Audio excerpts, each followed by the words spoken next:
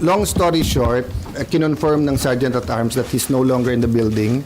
I'm waiting for the complete incident report, anong oras umalis. In the meantime, nakausap ko at nag-text sa akin yung kanyang wife.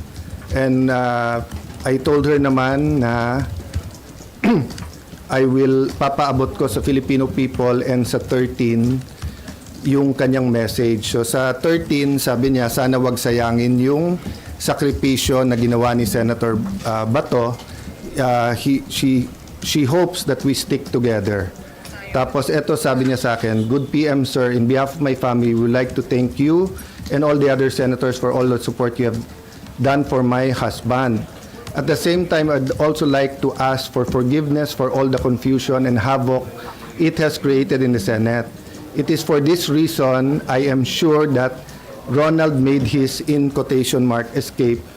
He told me habang tumatagal kasi siya dyan sa loob ay mas nadadamay pa kayo.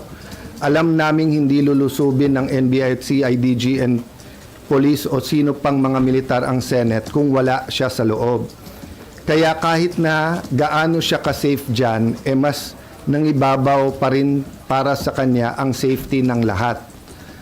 Nung umalis ako ng Senate 9 p.m. para umuwi kami sa bahay, last namin na pag-usapan, dyan muna siya mag-stay put.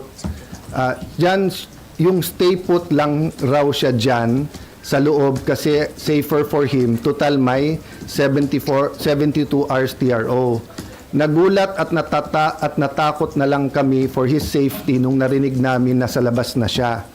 Wala sa plano but knowing him, I am sure he took the opportunity nung nagkaguluhan at nagkaputukan na.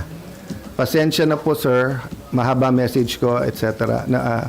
I really do want to thank you and ask for your forgiveness and understandings. Ito lang ang paraan, hoping you find time to read this message. No?